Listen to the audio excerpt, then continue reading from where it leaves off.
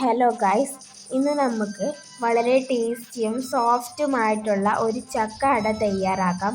എങ്ങനെ തയ്യാറാക്കാമെന്ന് നോക്കാം. അതിനുവേണ്ടി 20 ചക്കച്ചുളയാണ് ഞാൻ എടുത്തിട്ടുള്ളത്. നല്ല മധുരമുള്ള ചക്കയാണ് ഞാൻ എടുത്തിട്ടുള്ളത്. തേൻവരിക്ക പോലുള്ള ചക്കയാണെങ്കിൽ കൂടുതൽ നല്ലതാകും.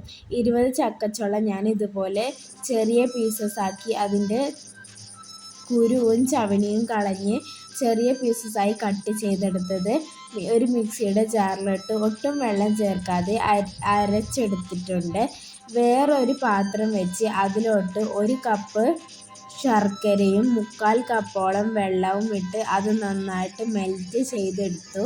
അത് നന്നായിട്ട് ഒന്ന് അലിയിച്ചെടുത്ത് അത് ശർക്കരപ്പാനിയാക്കി മാറ്റിയിട്ടുണ്ട്.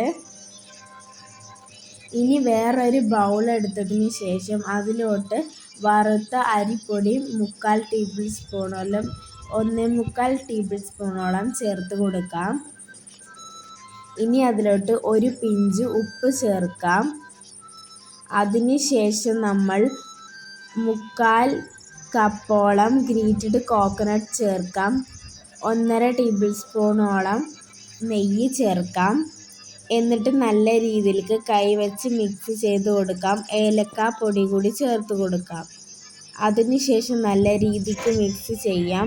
എന്നിട്ട് നമ്മൾ നേരത്തെ അരച്ച് വെച്ച ആ ഒരു ചക്ക മിക്സ് ഇതിലോട്ട് ചേർത്ത് കൊടുക്കാം.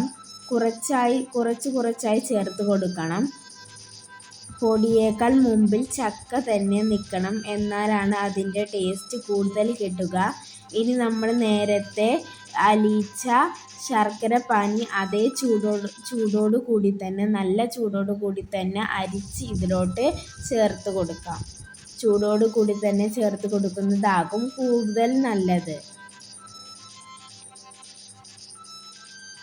ഇനി ഞാനിതിലോട്ട് കുറച്ചുകൂടി ഏലക്കാപ്പൊടി ചേർത്ത് കൊടുത്തിട്ടുണ്ട്.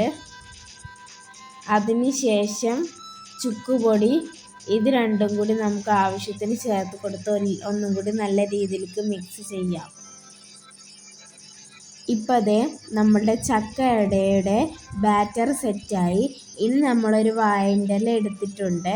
ഇനി നമുക്ക് ഇഷ്ടമുള്ള ഷേപ്പിൽ എങ്ങനെ ആച്ചാൽ ഇത് വേവിച്ചെടുക്കാം. എങ്ങനെ ആയാലും നല്ല ടേസ്റ്റാണ്. ഞാൻ ഈ ഒരു വാഴൻ്റെ ഇല വെച്ച് നടുവിൽ ഈ ഒരു ബാറ്റർ വെച്ചതിന് ശേഷം അത് രണ്ടായി മടക്കി കൈവച്ച് നല്ല രീതിയിലേക്ക് പ്രസ് ചെയ്തെടുത്തു. അങ്ങനെ പ്രസ് ചെയ്തെടുത്താൽ ഞാൻ ഈ കാണിക്കുന്ന പോലത്തെ ഷേപ്പായിരിക്കും കിട്ടുക. അതായിരിക്കും ഒന്നുകൂടി നല്ലത്. സിമ്പിളായി ചെയ്യാൻ പറ്റുന്ന ഒരു രീതിയാണ് ഞാനിവിടെ കാണിച്ചിട്ടുള്ളത്.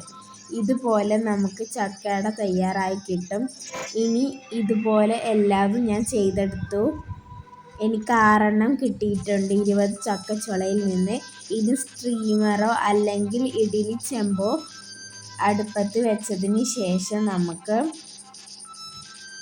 ഇതെല്ലാം വേവിക്കാൻ വേണ്ടി വെച്ച് കൊടുക്കാം. ഓരോന്നോരോന്നായി ഇതെല്ലാം വേവിക്കാൻ വേണ്ടി വെച്ച് കൊടുക്കാം.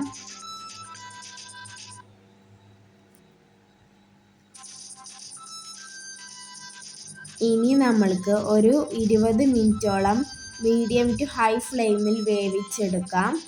ഇതുപോലെ ടേസ്റ്റിയും സോഫ്റ്റുമായിട്ടുള്ള ചക്കയട തയ്യാറായി. ഇഷ്ടപ്പെട്ടാൽ ലൈക്ക് ചെയ്യാനും സബ്സ്ക്രൈബ് ചെയ്ത് ഓൾ ഓപ്ഷൻ ക്ലിക്ക് ചെയ്യാനും കമൻറ്റിലൂടെ ഫീഡ്ബാക്ക് അറിയിക്കാനും മറക്കരുത്.